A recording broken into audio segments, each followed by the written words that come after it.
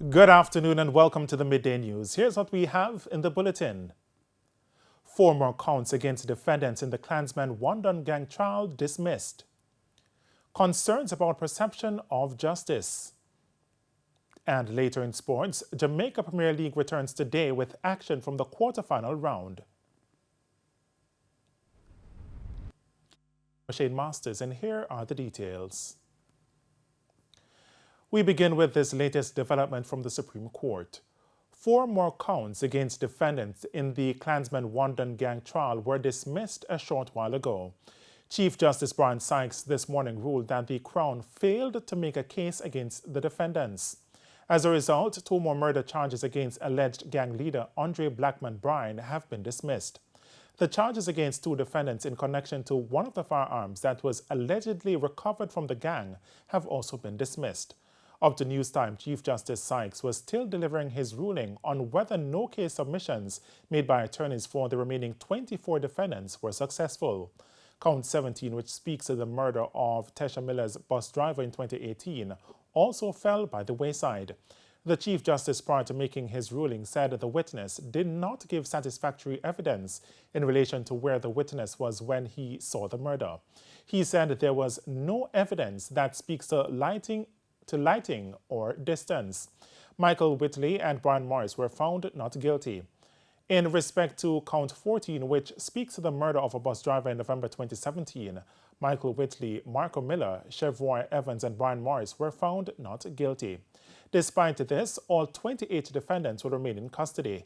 They all have other charges to answer to in respect to being a member of a gang.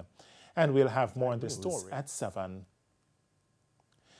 Meanwhile, a man who was freed in the Wandon gang trial 2 weeks ago is back in police custody. And according to one member from the legal fraternity, this may encourage a lack of confidence in the justice system.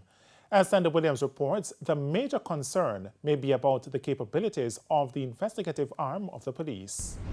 One of the 4 defendants who was set free in the Wandon gang trial last month has been arrested in relation to a murder case.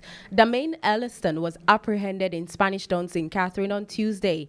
He was held in connection with Saturday's murder of alleged gang member Paul White. Attorney at law Kenyatta Powell says this development may impact the way Jamaicans view the justice system. I think a development like this is likely to cause people to lose, cause ordinary Jamaicans to lose confidence in the justice system. And that, I would think, is a reasonable response.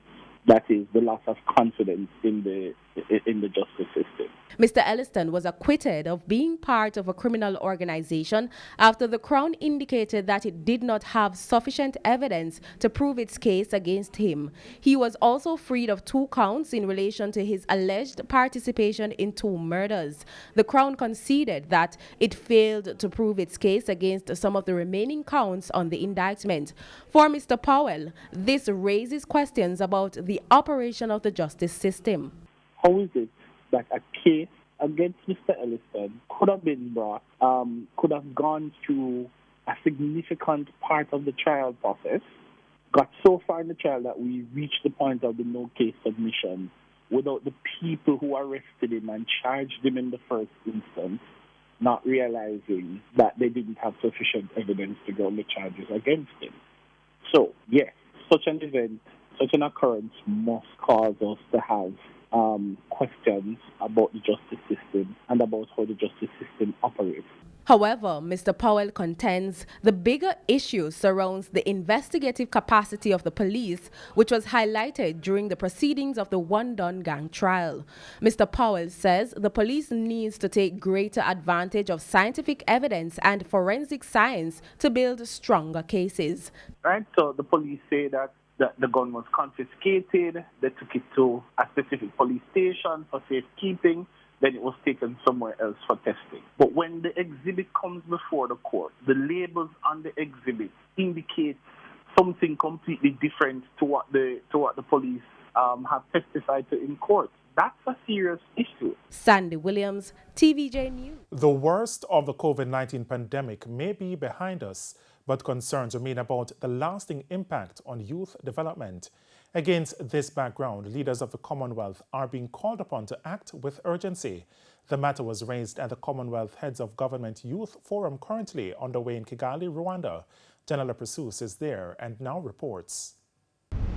Thank you so much. Well, in Jamaica, we know all too well the impact of the COVID-19 pandemic on the social, developmental, as well as the educational well-being of our youth. It's something that many of the 54 countries which make up the Commonwealth are struggling with. Addressing a youth forum, Deputy Secretary General of the Commonwealth, Dr. Arjun Sudu, is concerned that given the current global challenges, things could actually worsen. The reality is that we start with the World Bank. The World Bank is forecasting another global recession. The pandemic created the largest disruption of education systems in history, affecting nearly 1.6 learners in more than 190 countries and across all continents. Now, this is why Dr. Sudu is stressing the need for leaders of the Commonwealth to take strong and decisive action. For him, young people cannot be excluded from the developmental process. And equate youthfulness with inexperience and ignorance. This is really utterly, a stupid thing to believe in. Young people may be everything, but they are certainly not inexperience and ignorance. This dangerous and damaging discrimination will hold all of us back from achieving our full potential. He also wants policies promoting social equity. I also believe the first step towards harnessing this power and potential is unfettered access to quality education and empowerment for everyone, regardless of gender, cultural or economic background, or even location.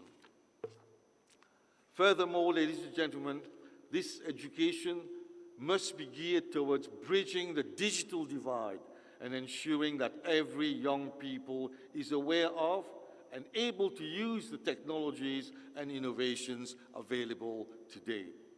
Education and training should prepare young people for leadership roles.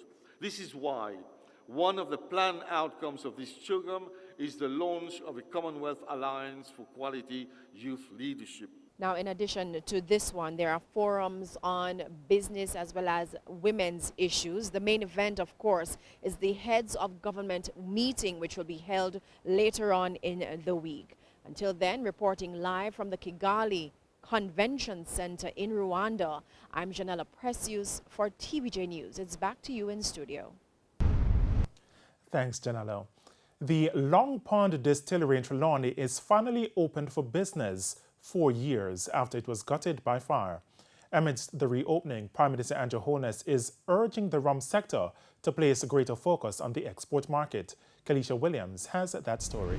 A new beginning for the Long Pond Distillery in Trelawney. We pulled together. Everybody called their friends, found, and we were finally able to rebuild this distillery the way it was with wooden vats, the same way it was built before.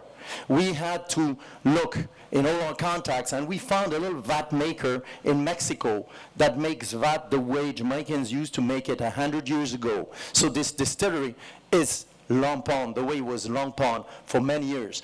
Prime Minister Andrew Holness, representatives from National Rums of Jamaica and other stakeholders gathered to witness the transformation recently. Mr. Holness also commended National Rums of Jamaica for making the distillery more eco-friendly and modern. Today, the Long Pond Distillery is more efficient and modern. Today, the Long Pond Distillery is providing more jobs. Today, the Long Pond Distillery is investing in the community. Now the factory has a rich history which dates back to the 17th century, which is why Mr. Holness believes the reopening of the facility is so important. At the same time, he's encouraging producers of rum to follow the footsteps of this distillery and capitalize on the export market. We would like to see Jamaican rums in every store, restaurant, supermarket, and hotel across the world. Also, we would like to see every adult visitor to our island leave with at least one bottle of rum as a celebration and reminder of their visit to our beautiful island. In 2021, the preliminary estimate of earnings from rum export was $69.5 million US. But Mr. Holness said the country still has a far way to go. Kalisha Williams, TVJ News. And it's time for a break here on the Midday News. Stay with us, much more when we return. Welcome back to the Midday News.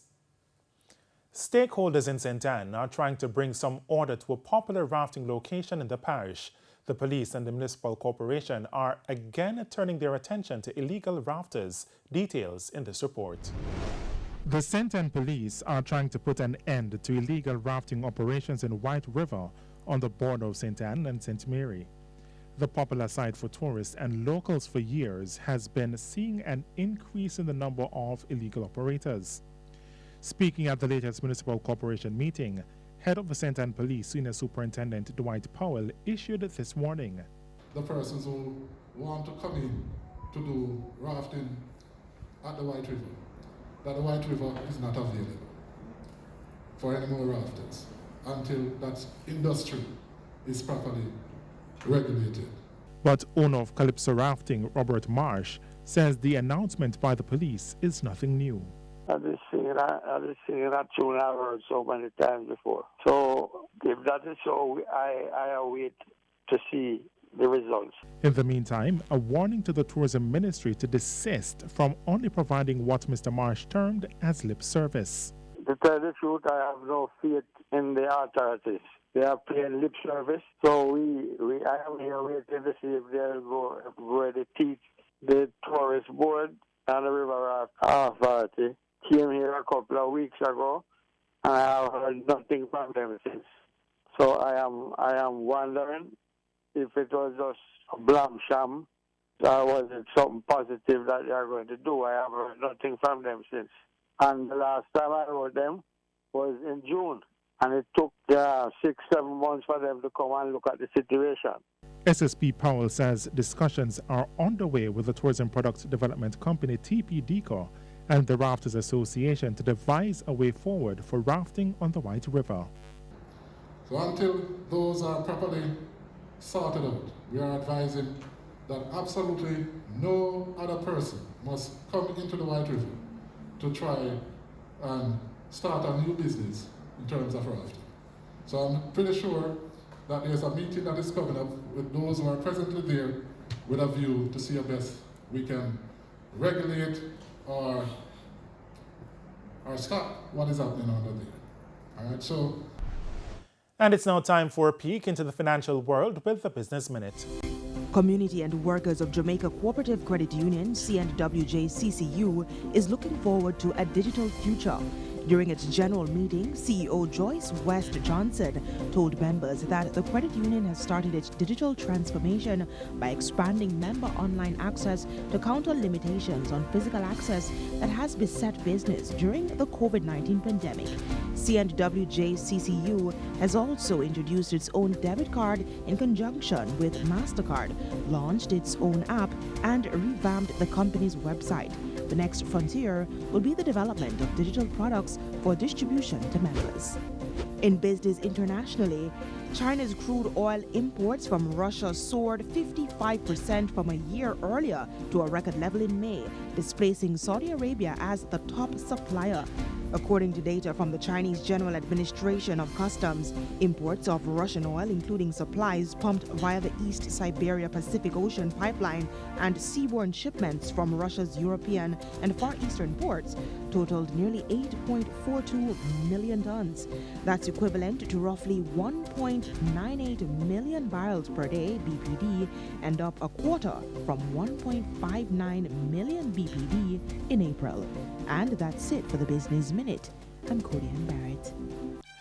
Time now for the top regional and international stories with Sandy Williams. In the region, Prime Minister of Barbados Mia Mottley has tested positive for COVID-19. A statement from the office of the Prime Minister said Prime Minister Mottley has a mild case and she has indicated that she is doing well. The statement says her doctors have advised that she remain at home until they determine otherwise. Last week, Prime Minister Mottley, who is fully vaccinated, hosted a delegation from the International Monetary Fund, IMF, headed by the fund's Managing Director, Kristalina Georgieva. Jamaica's Finance Minister Dr. Nigel Clark was also in attendance. Ms. Mottley has become the latest CARICOM leader to have tested positive for the virus. On the international scene, at least 59 people are known to have died in lightning strikes and landslides triggered by severe monsoon storms in India and Bangladesh. Millions of people have been stranded, while emergency workers have struggled to reach those affected. Forecasters are warning that the flooding is expected to get worse over the next few days. Some Bangladesh government officials have described the recent flooding as the country's worst since 2004. And those were the top regional and international stories. I'm Sandy Williams. And we head to a quick break. When we come back, Renata Brown will have your midday sports report. So where are you cutting over time? Welcome back. It's now time for your midday sports. Now, unbeaten in their 2 meetings this season, title holders Cavalier hold the advantage heading into their playoff game against the Mount Pleasant Academy in their Jamaica Premier League contest tonight at Sabina Park. The first meeting between the two teams ended goalless before Cavalier ran out 3-1 winners in their second encounter on June 5. In fact, Cavalier have lost just one of their last 4 meetings with Mount Pleasant. The St. Anne-based team will, however, still be confident ahead of the first leg of kickoff at 7:30, as a 3-1 loss to Cavalier is their only defeat in their last 6 games. Meanwhile, fresh from their 4-2 win over league toppers Waterhouse, Arnett Gardens will take on 6th place finishers Harbourview in the opening contest of the doubleheader at 5 p.m. Harbourview held on to the 6th spot on the final match day of the league format and will be hoping to ride that luck all the way to the final. However, Arnett holds the advantage this season, having defeated the Stars of the East 3-0 in their most recent outing, having drawn 1-1 in the first round. The return fixtures in the quarter-final round will be contested on Thursday. Waterhouse, who topped the league table, and second-place Dunbeholden FC gained automatic qualification to the semi-final round.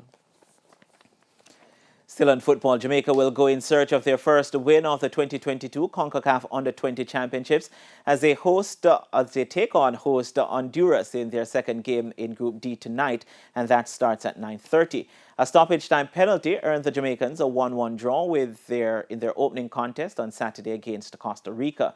They will now take on the group leaders, knowing a victory will secure their place in the next round of the competition. Honduras are expected to be a stern test for the Jamaicans, especially after their opening day 3-0 win over Antigua and Barbuda. Antigua will face Costa Rica in the earlier game from the group at 5 p.m. And after their 7-wicket win over Bangladesh at the Sir Vivian Richards Stadium on Sunday, the West Indies are now certain of avoiding defeat in yet another home series. The unassailable 1-0 lead over the visiting Bangladesh means the Caribbean side will avoid defeat in 4 of their last 5 home series, all under captain Craig Brathwaite.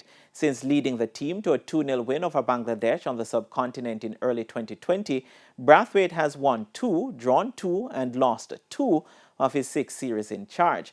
And with at least a draw on the cards for this series, Brathwaite's record will be just 2 series defeats in 7. Windies head coach Phil Simmons, speaking after Sunday's win, says the captaincy is a good fit for Brathwaite, who has also been in good form with the bat.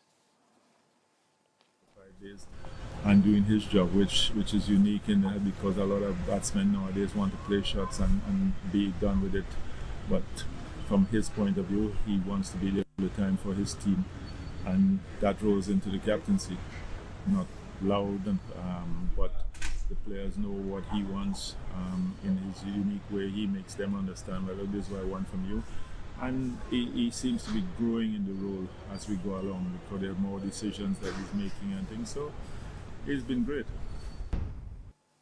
And that's it for your midday sports reporter. Shane, it's back to you. Thanks, Renata. And that's indeed where we leave you for the Midday News today. I'm Shane Masters. Join us at 7 for primetime news. On behalf of the news, sports and production teams, have a good afternoon.